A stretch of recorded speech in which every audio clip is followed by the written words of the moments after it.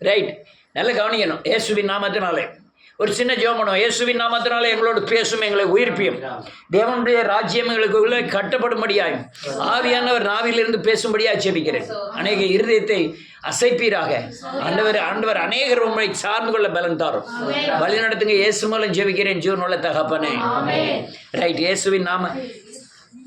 ரட்சிப்பின் படிகள் சொல்லுங்க. முதலாவது அல்லேலூயா, பாவ மன்னிப்பை பெறுகிறோம். நல்லா கவனிக்கணும். எப்படின்னா, நான் இயேசுவே தெரியாது, நான் ஆனால் ரட்சிக்கப்படுவதற்கு முன்னாலே, ரட்சிப்பின் படிகளுக்கு வருவதற்கு முந்தையே ரட்சிக்கப்பட்டு பாவ மன்னிப்பின் நிச்சயத்தை பெறல, ஆனால் பாவ மன்னிப்பை பெறுகிறேன். என்ன நினைக்கிறேன், ஆண்டவருக்குள்ள போனா என் குடியை விட்டுடலாம், ஆண்டவருக்குள்ள போனா சிகரெட்டை விட்டுடலாம், ஆண்டவருக்கு போனா நான் பாவம் செய்த பாவத்தை என்ன செஞ்சிருவாரு, மன்னிச்சிருவாருங்கிற எண்ணம் முதலாவது என் இருதயத்தில் தோன்றுகிறது. அல்லேலூயா.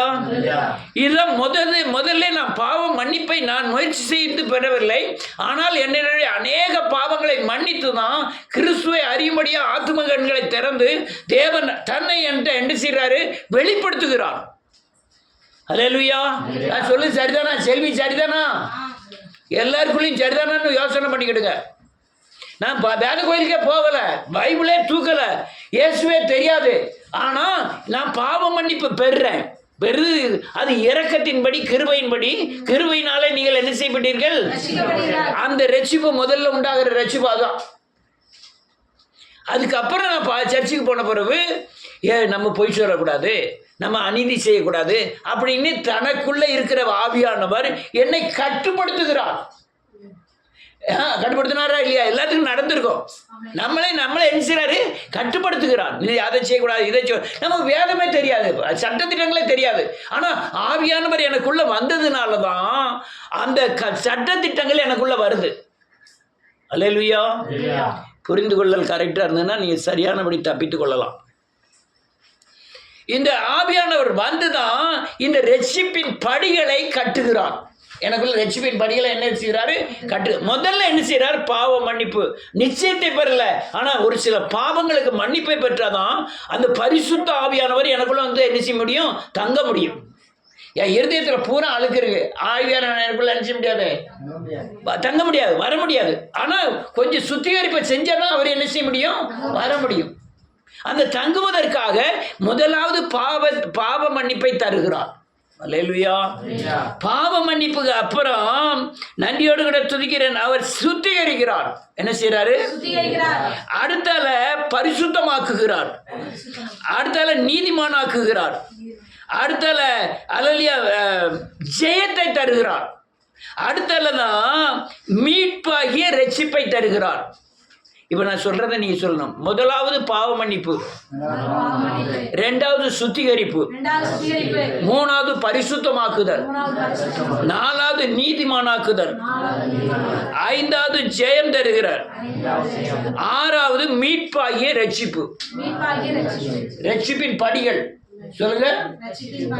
முதலாவது பாவ மன்னிப்பு, இரண்டாவது சுத்திகரிப்பு, மூணாவது பரிசுத்தமாக்குதல், நாலாவது நீதிமானாக்குதல், ஐந்தாவது ஜெயம் தருதல், ஆறாவது மீட்பாகிய ரட்சிப்பு. என்னலாம் இல்ல கூட்டுதல் ஜாக்கிரடிக்கலாம் பாக்கியா.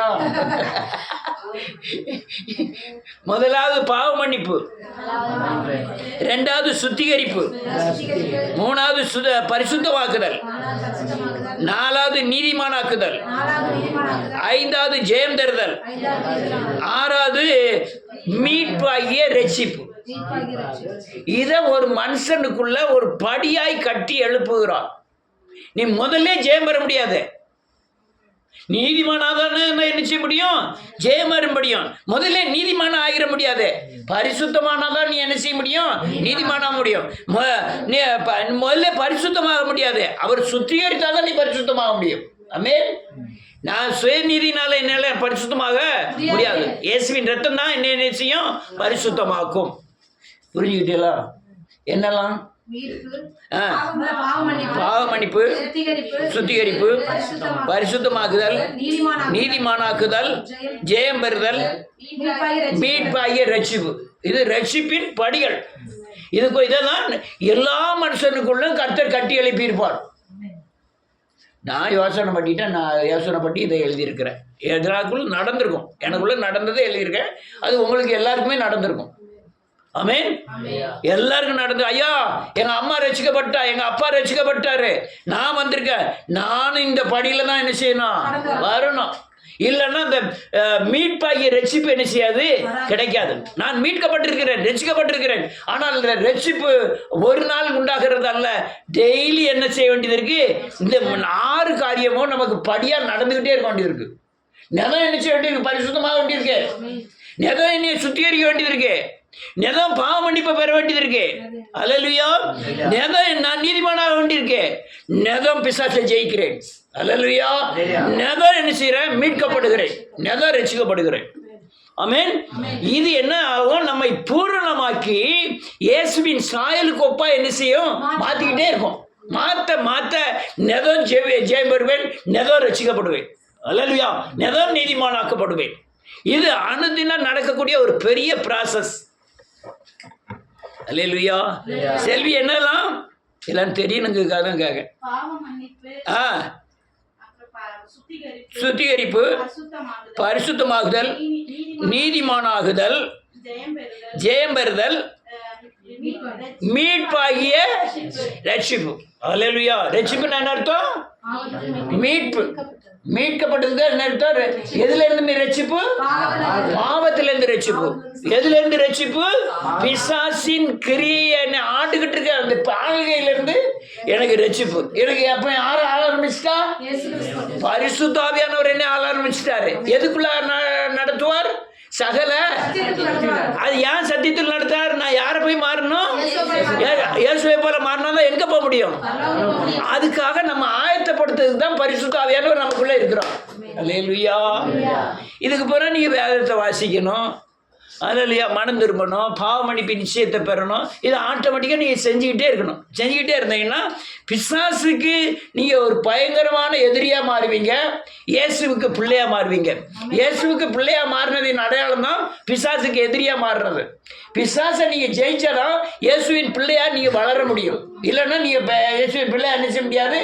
நீங்கள் ஜெயிக்கலைன்னா அவன் பிள்ளையாக மாறிடுவீங்க. ஜெயிச்சா யார் பிள்ளையாக மாறுவீங்க? ஏசப்பா பிள்ளையாக மாறுவீங்க. அல்லேலூயா. ரைட். முதலாவது பாவ மன்னிப்பு. இயேசுவே எனக்கு தெரியாது, ஆனால் தெரிவதற்கு முன்பாகவே, நான் பாவ மன்னிப்பை பெறுவதற்கு முன்பாகவே எனக்குள் வந்த தேவன் ஏதோ ஒரு இருதயத்தில் ஒரு கோணத்தில் இயேசுதான் தேவன், இயேசுதான் தேவன் சொல்லிக்கிட்டே இருக்கும். சொல்லிக்கிட்டே இருந்ததா? ஆனால் நீங்கள் விற்கிற கோயில் போயிட்டு போய்ங்க, வரியெல்லாம் கொடுப்பீங்க, கிடாயே வெட்டுவீங்க. ஆனால் மனசுக்குள்ள ஒரு வாரத்தில் இயேசுதான் கடவுள்னு உங்களுக்குள்ள சொல்லிக்கிட்டே இருக்கும். எவ்வளவு பெரிய அற்புதம். அல்லேலூயா. அந்த உள்ள இருந்தவரே அது உணர்த்தது மட்டுமல்ல, ஒரு தைரியத்தை கொடுப்பார். எல்லாரும் கொடுத்துருப்பார், தைரியத்தை கொடுப்பார். இந்த உலகம் என்ன செஞ்சிடும்? ஒரு விக்கிரத்துக்கு முன்னால போய் நிற்பீங்க, இது விக்கிரம், இது சக்தி இல்லாததுன்னு நம்மகிட்ட பேசுவாரு. ஆமென். பைத்தியமா தெரியும் நமக்கு, நம்ம முட்டாளா தெரியும். ஐயோ நம்ம இது முன்னால வந்து நிக்கிறோமேங்கிறதெல்லாம் தெரியும். எல்லாரும் தெரிஞ்சிருக்கா? அது நமக்கு ஒரு, அதாவது அது என்னத்தை சொல்லன்னு தெரியல. ஆனால் நம்ம எல்லாரும் மத்தியிலையும் சோத்திரமாங்க வணங்கிட்டு இருப்போம். நம்ம பாட்டில் வணங்கிட்டு திருநாள்லாம் பூசுவோம், பிரசாதம்லாம் வாங்கி சாப்பிடுவோம். 1000 பாவம் எனக்குள்ள இருக்கும். அப்போ அங்கே உள்ளேயே யார் இருக்கா? அவர் தான் இருக்காரு. அவர் உள்ளே இருந்துக்கிட்டு அவர் எதுக்கு நேரம் நடத்தணும்னா பாவ மன்னிப்புக்கு நேரம் நடத்தணும். அதுக்கு தான் இந்த நாக்கத்தெல்லாம் பொறிச்சுக்கிட்டு இருக்காரு. இந்த கருவாடு பாருங்க, எல்லாருக்கும் அவன் டேஸ்ட்டை சாப்பிட்டுட்டு இருப்பான். கருவாடை டேஸ்ட்டாக கொஞ்சம் மற்ற பக்கத்து வீடுலாம் பயங்கரமாக நாரும். அதே மாதிரி தான் பாவமும். அல்லேலூயா. பரிசுத்த தேவன் மட்டும் இது பாவம், இதை செய்யாதங்கிறது உணர்த்திக்கிட்டே இருப்பார். வாசிப்போம். மத்தேயு எழுதின சுவிசேஷம் 26வது அதிகாரம்.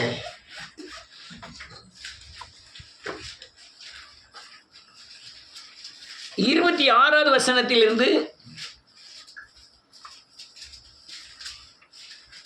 அவர்கள் போஜனம் பண்ணுகையில் ஆமென். இயேசு அப்பத்தை எடுத்து ஆ ஆசீர்வதித்து ஆ அதை பிட்டு ஆ சீஷர்களுக்கு கொடுத்து ஆ நீங்கள் வாங்கி புசியுங்கள், ஆ இது என்னுடைய சரீரமாய் இருக்கிறது என்றார். பின்பு பாத்திரத்தையும் எடுத்து ஆ ஸ்தோத்திரம் பண்ணி கொடுத்து கொடுத்து ஆ நீங்கள் எல்லாரும் ஆ இதை பானம் பண்ணுங்கள், பானம் பண்ணுங்கள். இது பாவ மன்னிப்புக்கு உண்டாகும்படி ஆ அநேகருக்காக ஆ கட்டப்படுகிற ஆ புது உடன்படிக்கைக்குரிய ஆ இரத்தமாய் இருக்கிறது. போதும். வேதம் சொல்லுது, அல்லேலூயா, என் சிலுவையை குறித்து எனக்கு வெளிப்படுத்துகிறார்.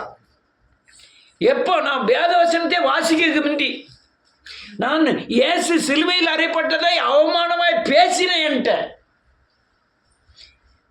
நம்ம இயேசு சிலுவையில் அறையப்பட்டதை குறித்து ஏகப்பட்ட எக்காலம் பண்ணியிருக்குமா இல்லையா? நீங்கள் பண்ணியிருக்கல என்ன தெரியல, நான் பண்ணியிருக்கேன். இயேசுவை குறித்து அப்படி எக்காலம் பேசிட்டு இருக்கவங்ககிட்ட அவர் எதற்காக மரித்தார், அவர் ஏன் சரீரத்தை பிற்க கொடுத்தார், அவருடைய ரத்தம் என்னன்னு டீட்டெயிலாக தெரியலனாலும் என் பாவத்துக்காக அவர் என்ன செஞ்சிட்டாரு, மரித்தாருங்கிறத என் எண்ணத்தில் வைக்கிறார். அல்லேலூயா. இது நடந்து முடிந்தவைகள். யோசனைக்கு கொண்டு வந்தாதான் நீங்க ரட்சிப்பின் படிகளை சுதந்திரத்துக் கொள்ள முடியும், புரிந்து கொள்ள முடியும். முதல்ல வந்த உடனே அல்லேலூயா, என்னுடைய பாவம் தேவனை அணுகக்கூடாதபடி தடை பண்ணுகிறது, எனக்காய் அவர் மரித்தாருங்கிறத தேவன் நமக்குள்ள உறுதிப்படுத்துகிறார். படிச்சிருக்காரா? சும்மா தலையாட்டப்படாது. நான் எனக்குள்ள நடந்தது தான் நான் சொல்லிட்டு இருக்கேன். அல்லேலூயா. அவர் அப்பத்தை எடுத்து பிட்டு அதை ஆசீர்வதித்து இதை வாங்கி பருகுங்கள் அதங்கிறத நமக்கு வசனம் தெரியறதுக்கு முந்தையே அவர் சுருக்கமா சொல்றாரு, உன் பாவத்திற்காக நான் பலியா இருக்கிறேன். இதை மட்டும்தான் நம்ம எனக்கு தெரியப்படுத்தினார். இது எனக்கு பாவ மன்னிப்பை கொடுத்தது. என்ன கொடுத்தது? என்ன பாவம்? நான் பெரிய அறிக்கை செய்ய தெரியாது, மனங்கசந்து அழ தெரியாது. அந்த உணர்வுக்குள்ள சொல்றாரு, நீ இந்த எங்கெல்லாம் சிலுவையில் இயேசு அடிபட்டிருக்கதை பார்த்த உடனே அநேக நேரம் கிண்டல் பண்ணனோடனே எனக்குள்ள ஆவியானவர் வந்ததுனால இவர் எனக்காய் அடிக்கப்பட்ட இயேசு தேவன் அப்படிங்கிறத என் உள் உணர்வுகளை கொடுத்து இனி பாவம் செய்யாதபடி அங்க தடை பண்ணுதார். எங்க அப்போ தடை, நீ பாவம் செய்யலையோ, அதுக்கப்புறம் செய்தான் செஞ்சுது இருந்தாலும் உள்ள என்ன செய்யறாரு, உணர்வை கொடுக்கிறாரு. இது பொய், இது அநீதி, இது தப்பு அப்படிங்கிறத எனக்கு உணர்வுக்குள்ள கொடுக்கும்போது நான் பாவ மன்னிப்பை பெறணுங்கிற வாஞ்சியை எனக்கு தருகிறார். அல்லேலூயா. இது நடந்திருக்கா? இன்னொரு வசனத்தை வாசிப்போம். நடக்கலைன்னு இன்னொரு வசனத்தை வாசிப்போம். சங்கீதத்தின் புஸ்தகம் 32வது சங்கீதம் 5வது வசனம். நான் என் அக்கிரமத்தை மறைக்காமல் பாவத்தை உமக்கு அறிவித்தேன், மீறுதல்களை கர்த்தருக்கு அறிக்கையிடுவேன் என்றேன். தேவரீர் என் பாவத்தின் தோஷத்தை மன்னித்தீர். வேதம் பாருங்க, தோஷம் பயங்கரமான தோஷம். தோஷத்தினாலதான் பாடுகள். பாவத்தின் தோஷத்தினால்தான் சாபமாய் மாறி அது சாபம் வர கிரியை செய்கிறது. இந்த பாவம் என்னை பாடுபடுத்துகிறது. இதை கண்ட உடனே இந்த தோஷம் எனக்குள்ள இருக்கிறத அவர் என் அக்கிரமங்களை எல்லாம் மறைக்காமல் என் பாவத்தை எனக்கு என்ன செய்யறாரு, அறிவிச்ச உடனே நான் அவர்கிட்ட சொல்றேன், ஆமென் ஆண்டவரே, நான் என்ன செஞ்சிட்டேன், பாவம் செஞ்சிட்டேன் அப்படின்னு சொல்றேன். அவரு அந்த பாவத்தினால வருகிற தண்டனையை அந்த இடத்துல கொஞ்சம் நிறுத்தி வைக்கிறார். அல்லேலூயா. பாவத்தின் தண்டனை உங்க ஆத்ம கண்களை குருடாக்கி தேவனை அறியக்கூடாதபடி, சிலுவையை அறியக்கூடாதபடி தடை பண்ணிடும். அதுக்கு பேர் இருள். பாவத்தின் பேர் என்னது? இருள். இருள் என்ன செய்யும்? வெளிச்சத்தை மறைச்சிடும். இயேசு உங்களுக்குள்ள வரக்கூடாதபடி என்ன செய்கிறோம்? தன்னுடைய கிரியைகள் பொல்லாதா இருக்கிற வேண்டினாலே இவர்கள் ஒளியின் இடத்தில் என்ன செய்யறாங்களாம்? வரமாட்டேங்க. ஒளி இருக்கு, என்கிட்ட பாவம் இருக்கு, நான் இயேசுகிட்ட என்ன செய்ய மாட்டேங்க, போக மாட்டேங்க. அல்லேலூயா. இதுதான் பாவ மன்னிப்பு.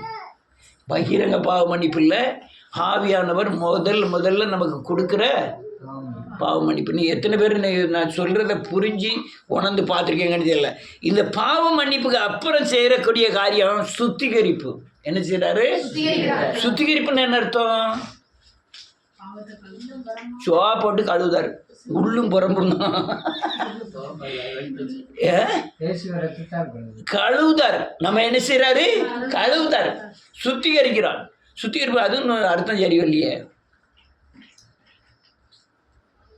சுத்திகரிப்பு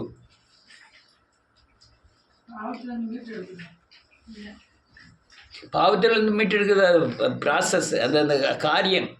சுத்திகரிப்புன்னா அர்த்தம் என்ன? ரைட், ஒரு வசனத்தை வாசிப்போம். நிறைய நேரம் சொல்றேன். லேவியராகமத்தின் புத்தகம் 14வது அதிகாரம். ரொம்ப முக்கியமான வசனங்கள் சொல்லிக்கிட்டு இருக்கேன், நீங்கள் பிடிச்சி வச்சுட்டா கூட நல்லது. லேவியராகமத்தின் புத்தகம் 14வது அதிகாரம் 11வது வசனத்திலிருந்து. சுத்திகரிக்கிற ஆசாரியர் சுத்திகரிக்கப்படும் மனிதனையும் ஆமென் வஸ்துக்களையும் ஆசாரிப்பு கூடார வாசலிலே கர்த்தருடைய சந்நிதியில் நிறுத்த கடவன். பின்பு ஆசாரியர் ஒரு ஆட்டுக்குட்டியை பிடித்து அந்த ஆளாக்கு எண்ணெயையும் கொண்டு வந்து அசைவாட்டும் பலியாக அசைவாட்டி நிவாரண பலியோ ஆமென் சர்வாங்க தகன பலியும் ஆமென் பரிசுத்த தலத்திலே ஆமென் அந்த ஆட்டுக்குட்டியை கொல்ல கடவன் நிவாரண பலி பாவ நிவாரண பலியை போல ஆமென் ஆசாரியனுக்கு உரியது மகா பரிசுத்தமானது குற்ற நிவாரண பலியின் ரத்தத்தின் ஆமென் ஆசாரியன் கொஞ்சம் எடுத்து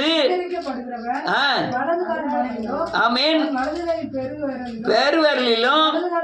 பெருவரலிலும் பூசக்கடவன். ஆமென் ஆமென் ஆமென்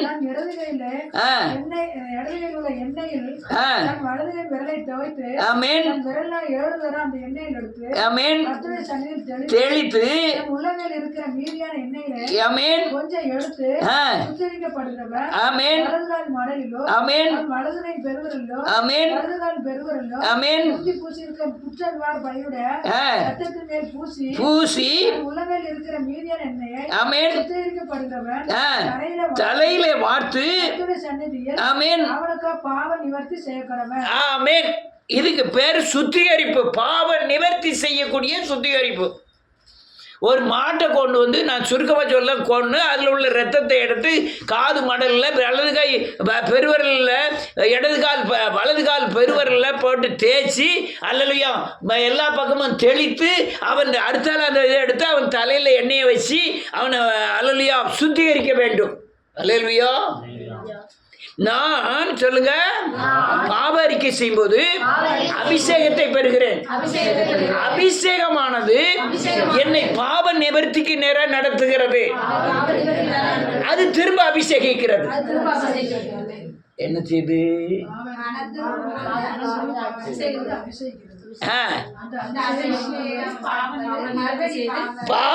பாவ அறிக்கை செய்யறதுக்கு அந்த அபிஷேகம் நினைச்சது அங்க கொண்டு போய் நம்ம பாவ நிவர்த்தி செய்து அங்க கொண்டு போகுது சிலுவைக்கு நேராய். அங்க போய் பாவ நிவர்த்தி செஞ்சோம்னா என்ன செய்ய பெறுகிறோம்? அபிஷேகிக்கப்படுகிறோம். அல்லேலூயா. என்னையா சொன்ன சுவிசேஷ ஐயா? என்கிட்ட போய் கேட்கல.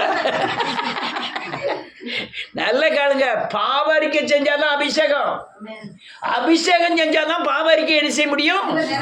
அப்போ அபிஷேக வளர்ச்சிக்கு நான் பாவரிக்கை என்ன செஞ்சுக்கிட்டு இந்த அபிஷேகம் என்ன செய்யுது? என்னை பாவரிக்கைக்கு கொண்டு போய் என்னை சுத்திகரிக்கிறது. என்ன செய்யுது?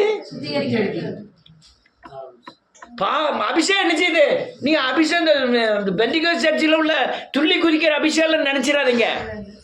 அப்போ நான் அபிஷேகம் பாவ அறிக்கைக்கு நேராக கொண்டு போகிறது, அங்கே அபிஷேகிக்கிறது. அபிஷேகம் திருப்பி என்ன செய்யுது? பாவ அறிக்கைக்கு நேராக கொண்டு போகிறது, அங்கே என்ன செய்யறது? அபிஷேகிக்கிறது. நான் இதை என்ன செய்யணும்? டெய்லி பண்ணிக்கிட்டு இருக்கேன். அப்போ அதுக்கு பேர் என்ன பேரு? எனக்கு சுத்திகரிப்பதற்கு சொல்லுங்க, நான் பாவ அறிக்கை செய்வதற்கு அபிஷேகம் வேண்டும். அபிஷேகம் பாவ அறிக்கை செய்ய வைக்கும், பாவ அறிக்கை அபிஷேகம் பெற செய்யும். இதில் எனக்கு அபிஷேக வளர்ச்சி உண்டாகிறது. எனக்கு என்ன செய்து அறிக்கை பண்ண சுத்திகரிக்கப்படுகிறார். சுத்திகரிக்கப்பட்டு எனக்கு அபிஷேகம் பெறுது. அபிஷேகம் சகல நுகத்தடிகளையும் மொரிச்சிடும். ஆமென். எதுல எல்லாம் அபிஷேகம் பெறணும்? இது எங்க சுத்திகரிப்புல தான் ஆவி ஆத்மா சரீரத்துல நீ என்ன செய்ய முடியும்? அபிஷேகம் பெற முடியும். இது என்ன பிரசங்கமா இல்லையா? அதெல்லாம் புரிஞ்சுக்கிடுங்க. திரும்ப திரும்ப நான் சொல்லி கொடுக்குறத புரிஞ்சுக்கணும். நீ அபிஷேகப்பட்டதான் எங்க போக முடியும்? பாவரிக்கைக்கு போக முடியும். பாவரிக்கை பண்ணாதான் அபிஷேகத்துக்கு போக முடியும். இது ரெகுலர் நடக்கக்கூடிய ஒரு அப்பதான் நீங்க சுத்திகரிக்க முடியும். சுத்திகரித்தால் என்ன நடக்கும்? இயேசுவை போல என்ன செஞ்சுட்டு இருப்பீங்க? மாறிக்கிட்டே இருப்பீங்க. இயேசுவை போல மாறிக்கிட்டே இருப்பீங்க. இதுக்கு பேர் தான் என்ன? நேற்று உள்ள தோசை மாவு வச்சு நீ தோசை சுட்டிக்க இல்ல, நேற்று உள்ளது இன்னைக்கு சுடலாம். நெய் சுடலாம். நாளைக்கு என்ன செய்ய முடியாது. அப்போ சுத்திகரிக்கப்பட வேண்டும். புளித்த மாவை என்ன செய்யணும்? வரம்பை தள்ளிடணும். ரைட். இப்போ சுத்திகரிக்கப்பட்டுட்டோம். அதுக்கு அடுத்தால எங்கே போகணும்? பரிசுத்தமாகணும். சொல்லுங்க. ஆவி, ஆத்மா, சரீரம், சரீரத்தில் கிரியை செய்யும் பாவங்களை சிலுவையில் அறைந்து ஆகிக்கொண்டே இருந்து இயேசுவை போல் மாறிக்கொண்டே இருப்பது பரிசுத்தம். ஆவி ஆத்மா சரீரத்துல கிரியை செய்யற பாவத்தை சிலுவையில் அறைந்து விடுதலை அடைந்து கொண்டே இருப்பது பரிசுத்தம். என்னவா சொன்ன? தெரியலையா? ஆவி ஆத்மா சரீரத்துல கிரியை செய்யற பாவத்தை சிலுவையில அரைஞ்சி இயேசுவை போல் மாறிக்கிட்டே இருப்பது அதுக்கு பேர் தான் என்னது? பரிசுத்தம். இயேசுவை போல மாறினா என்ன ஆகும்? அப்பதான் பிசாசை ஜெயிக்கவே என்ன கிடைக்கும்? பலன் கிடைக்கும். உங்ககிட்ட இருக்குது, பிசாசிட்ட இருக்குது. உங்ககிட்ட இருந்தா பிசாசை என்ன செய்ய முடியாது. இந்த அவன்கிட்ட இருக்கதை எங்க கொண்டு போய் அடிக்கணும்? அடிச்சாதான் அவனை என்ன செய்ய முடியும்? ஜெயம் எடுக்க முடியும். ஆமென். ஜெயம் எத்தனை நாள் எடுக்கணும்? அனுதினமும். அவனுக்குள்ளது யார்கிட்ட இருக்கு? எனக்குள்ள இருக்கு, நமக்குள்ள இருக்கு. அல்லேலூயா. அது எங்கெல்லாம் இருக்கு? ஆவி ஆத்மா சரீரத்துக்குள்ள இருக்கு. எப்படியெல்லாம் கிரியை செய்யும்? வேத வசனத்துக்கு விரோதமாக தான் என்ன செய்யும்? கிரியை செய்யும். இயேசுவுக்கு விரோதமாக தான் அது என்ன செய்யும்? கிரியை செய்யும். அது உலகத்துக்காரங்களுக்கு நல்லா இருக்கும். ஆமென். ரைட். வசனத்தை வாசிப்போம். ஒரு வசனத்தை நான் ஒவ்வொரு வசனம் தான் வாசித்து போகிறேன். எபிரேயரின் புஸ்தகம் 13வது அதிகாரம் 12-13. 13வது அதிகாரம் 12-13. அந்தபடியே இயேசுவும் சொந்த இரத்தத்தினாலே பரிசுத்தம் செய்யும்படியாய் நகர வாசலுக்கு புறம்பே பாடுபட்டார். ஆகையால் ஆமென். பாளையத்துக்கு புறம்பே அவரிடத்திலே புறப்பட்டு போக கடவோம். போதும். அவர் எங்க அடிக்கப்பட்டாராம்? நகரத்துக்கு புறம்பே நகர வாசலில் நமக்காய் என்ன செய்யறாராம்? அடிக்கப்பட்டார். அல்லேலூயா. வேதம் தெளிவா சொல்லுகிறது.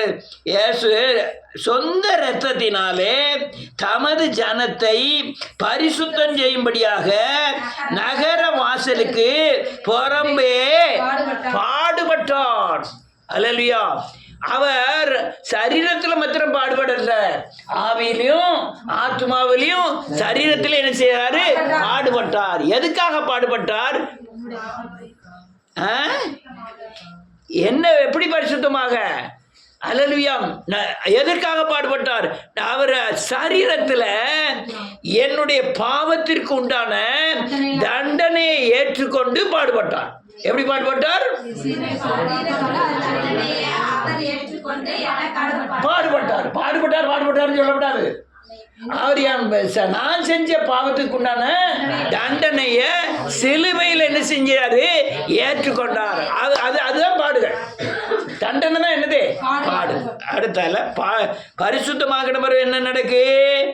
நீதிமானாக்குகிறார். என்ன ஆக்குகிறார்? இருதயத்தில் சொல்லுங்க, ஊற்றப்பட்ட பரிசுத்தாவி மூலம் நான் பாவியா இருக்கையில் இயேசு எனக்காக மரித்தார் என்று விசுவாசித்து அறிக்கை செய்து விடுவிக்கப்பட்டால் நான் நீதிமான். நிறைய சொல்லிக் கொடுக்கறதுக்கு வேற வழியும் இல்லை. ஏன்னா படிகள்னா எல்லாம் படிகள் இருக்கு, 6 படிகள் இருக்கு. நான் 2 படியை சொல்லி கொடுத்துட்டு போயிட்டோம்னா நாளைக்கு 2 படியும் என்ன செஞ்சிடும்? மறந்துடும். நாளைக்கு 2 படியை அடுத்த வாரம் வந்து சொல்லி கொடுக்கும்போது முதல்ல 2 படியும் எங்கனாலும் மாட்டிக்கிட்டே அறிவிங்க. ரைட். எஸ், திருப்பி சொல்ல, இருதயத்தில் ஊற்றப்பட்ட பரிசுத்தாவி மூலம் நான் பாவியா இருக்கையில் இயேசு எனக்காக மரித்தார் என்று விசுவாசித்து அறிக்கை செய்து விடுவிக்கப்பட்டால் அவன் நீதிமான்.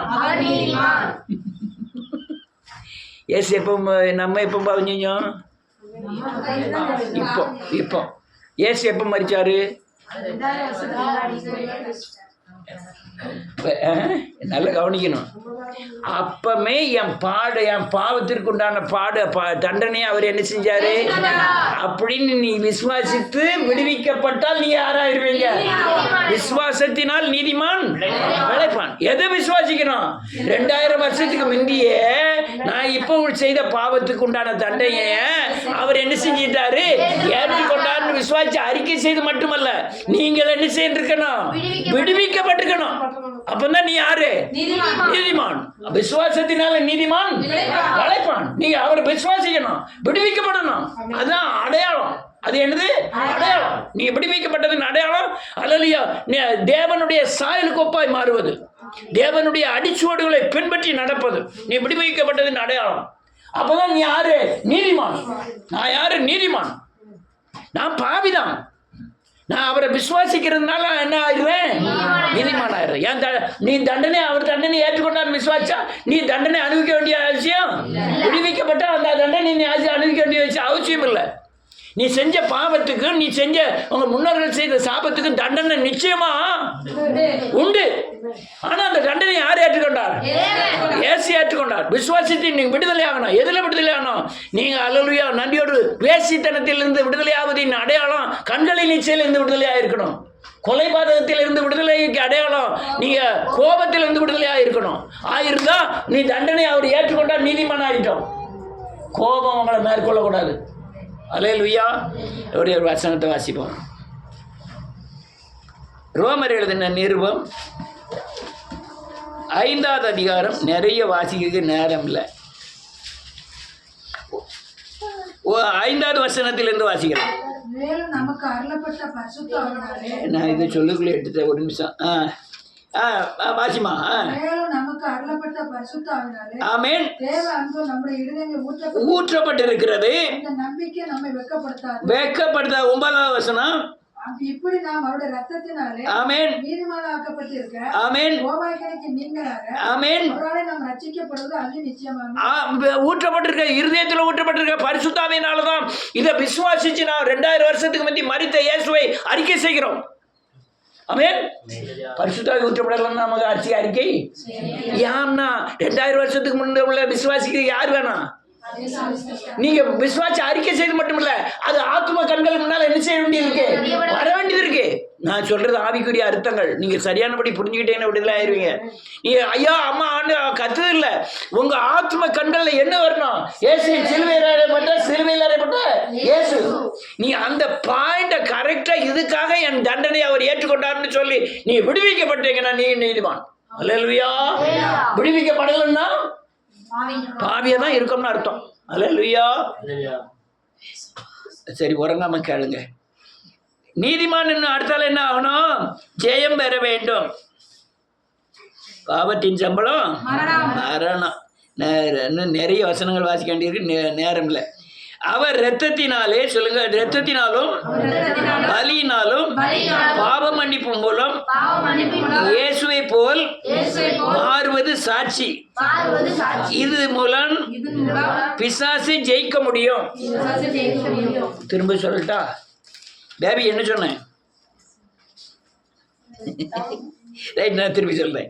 இயேசுவின் இரத்தத்தினாலும் பலியினாலும் பாவ மன்னிப்பு மூலம் இயேசுவை போல் மாறுவது சாட்சி. இதன் மூலம் பிசாசை ஜெயிக்க முடியும். திரும்ப சொல்றேன், அவர் இரத்தத்தினாலும் பலியினாலும் பாவ மன்னிப்பு மூலம் இயேசுவை போல் மாறுவது சாட்சி. இதன் மூலம் பிசாசை ஜெயிக்க முடியும். என்ன சொன்னேன்?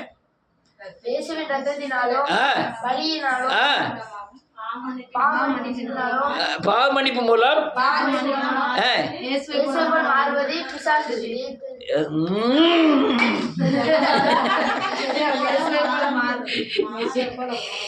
இயேசுவை போல் மாறுவது சாட்சி. இதன் மூலமா தான் பிசாசை அழிக்க முடியும், ஜெயிக்க முடியும். நல்லா புரிஞ்சுக்கிடுங்க. இயேசுவை போல மாறலன்னா பிசாசை அவனுக்குள்ளது உங்களுக்குள்ள இருந்ததுன்னா பிசாசை ஜெயிக்க முடியாது. இதுதான் ஜெயிக்க வேண்டிய வழிமுறைகள். என்னையா சொன்னேன்?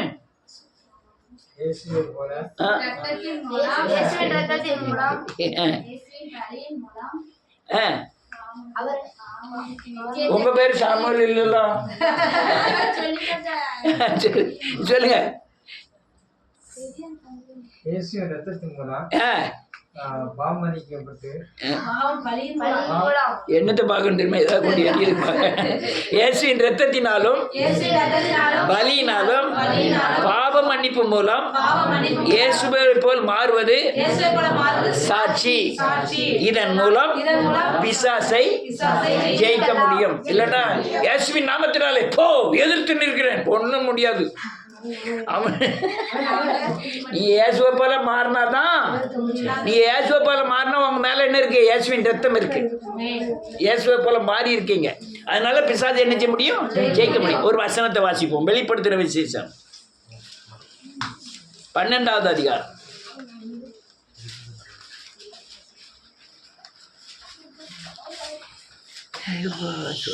11வது வசனம். மரணம் நேரிடுகிறதா இருந்தாலும் அதற்கு தப்பும்படி தன் ஜீவனையும் பாராமல் ஆட்டுக்குட்டியின் இரத்தத்தினாலும் தங்கள் சாட்சியின் வசனத்தினாலும் அவனை ஜெயித்தார்கள். அல்லேலூயா. ஆட்டுக்குட்டி ரத்தம் என்ன அர்த்தம்? இயேசுவின் ரத்தம் என்ன அர்த்தம்? பலி. இயேசு எனக்காக என்னானாரு? பலியானாருக்கு பேரு ஆட்டுக்குட்டியின் ரத்தம். சாட்சியின் வசனம் என்ன அர்த்தம்? நீங்க சாட்சியா என்ன செஞ்சிருக்கணும்? மாறி இருக்கணும். என்ன சாட்சி? பாவங்களை அறிக்கை செய்து இயேசுவை போல என்ன செஞ்சிருக்கணும்? மாறி இருக்கணும். அந்த வசனத்தின்படி நடந்தா நீங்க சாகிறதா இருந்தாலும் பிசாசை என்ன செய்ய முடியுமா? ஜெயிக்க முடியும். அல்லேலூயா. இல்லைன்னா நீ இயேசுவை போல் மாறாம ஜெயிக்க முடியாது. எந்த பிசாசெல்லாம் ஜெயிக்கலாம்? எந்த பிசாசனால என்ன செய்யலாம்? குட்டி பிசாசு பெரிய பிசாசுன்னு கிடையாது. உங்களால பிசாசை ஜெயிக்க முடியாது. என்னது ஜெயிக்கு? இயேசுவின் ரத்தத்தை நீங்க, இயேசுவின் பலியை நீங்க விசுவாசிக்கிறதுனாலும், அந்த சாட்சியா இயேசுவை போல மாறுறதுனாலும், அதனால அந்த எவ்வளவு பெரிய பிசாசனாலும் என்ன செய்ய முடியும்? ஜெயிக்க முடியும். இதுக்கு பேர் என்ன பேரு? ஜெயம். அல்லேலூயா. எல்லா இடத்திலையும் வெற்றி சேர்க்கிற இயேசு கிறிஸ்துவின் நாமத்துக்கு ஸ்தோத்திரம். அதனால ஜெயம் கொள்ளுகிறவன் எவனோ அவனுக்கு பெற முடியும். ஜீவ விருட்சத்தின் கனியை தருவேன், ஜீவ கிரீடத்தை பெறுவீர்கள் சொன்னார். அதனால ஜெயம் நிச்சயம். டக்குனு அடுத்தால 100 வசனத்தை சொல்லி முடிக்கிறேன். அதுக்கு அடுத்தால தான் என்னது? ரட்சிப்பு. ரட்சிப்புனா என்னது? பாவ உணர்வு, பாவ அறிக்கை, மனம் திரும்புதல், ரட்சிப்பு. என்னதெல்லாம் ரட்சிப்பு? பாவ உணர்வு, பாவ அறிக்கை, மனம் திரும்புதல், ரட்சிப்பு. இந்த ரட்சிப்பு அடைந்தவர்கள் மட்டும்தான் உலகத்துல சமாதானமா இருக்க முடியும். ரட்சிப்பு அடைந்தவர்கள் மட்டும்தான் பிசாசை ஜெயிக்க முடியும். ரட்சிப்பு அடைந்தவர்கள் மட்டும்தான் பரிசுத்தமா இருக்க முடியும். ரட்சிப்பு அடைந்தவர்கள் மட்டும்தான் நீதிமானா என்ன செய்ய முடியும்? வாழ முடியும். இல்லைன்னா ரட்சிப்பு அடையாம வாழ முடியாது. ஒரே ஒரு வசனத்தை வாசிப்போம். ரோமர் எழுதின நிருபம்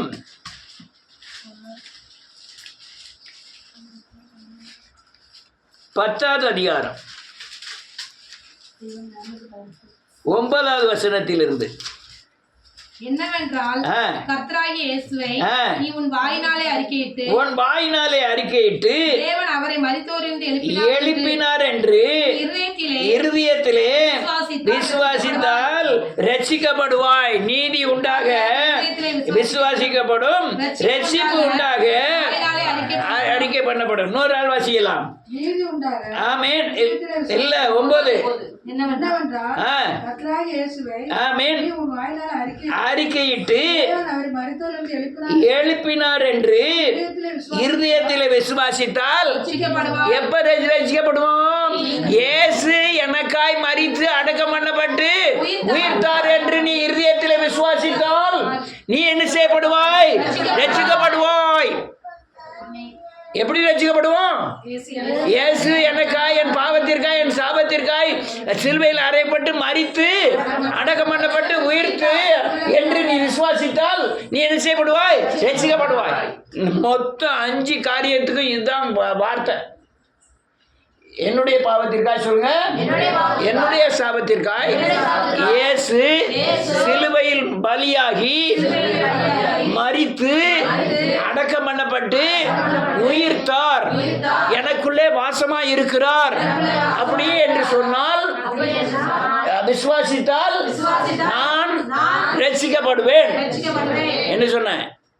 இயேசு எனக்காய் பாவத்துக்கு என் சாவத்துக்காய் அடிக்கப்பட்டு மரித்து உயிர்த்தெழுந்தார். ரைட். வேற யாராவது சொல்லுங்கம்மா கரெக்டா? இயேசு என் பாவங்களுக்காய், என் சாபங்களுக்காய் சிலுவையில் பலியாகி மரித்து அடக்கம் பண்ணப்பட்டு உயிர்த்து எனக்குள்ளே வாசமா இருக்கிறார் அப்படி என்று நான் விசுவாசித்தால் நான் என்ன செய்விடுவேன்? ரட்சிக்கப்படுவேன். இந்த 6 காரியங்களை தெளிவா புரிஞ்சுக்கிடுங்க.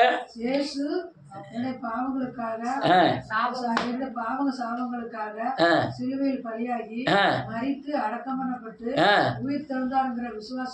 உயிர்த்தெழுந்து எனக்குள்ளே நான் என்ன செய்யப்படுவேன்?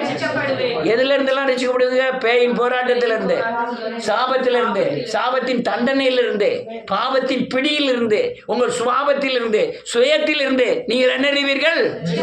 ஒரே ஒரு காரியம்தான். இயேசு எனக்காய் சிலுவையிலே பலியாகி மரித்து அடக்கம் பண்ணப்பட்டு உயிர்த்து எனக்குள்ள என்ன செய்யறாரு? வாசமா இருக்கிறார். இதை விசுவாசிச்சு நீங்க அறிக்கை செய்தாலே என்ன செய்வீர்கள்? ரட்சிக்கப்படுவீர்கள். அதுதான் காரியங்கள். ரைட்டு. இதான் படி. சிலுவை ஒரே ஒருத்தர் சொல்லி முடிச்சிருந்தேன். ரட்சிப்பின் படிகள்: பாவ மன்னிப்பு, சுத்திகரிப்பு, பரிசுத்தமாகுதல், நீதிமானாகுதல், ஜெயம் பெறுதல், ரட்சிப்பு, மீட்பாகிய ரட்சிப்பு. நான் ஒரே ஒரு தடவை சொல்லி முடிச்சிருந்தேன். சொல்லட்டா? முடிச்சிருவா? சொல்லிடுறேன். ரொம்ப முக்கியமான பாடங்கள் இதெல்லாம். ரட்சிப்பின் படிகள்: பாவ மன்னிப்பு, சுத்திகரிப்பு, பரிசுத்தமாகுதல், நீதிமானாகுதல், ஜெயம் பெறுதல், மீட்பாகிய ரட்சிப்பு. யாரோ ஒரு ஆள் சொல்லுங்க, முடிச்சிருவோம்.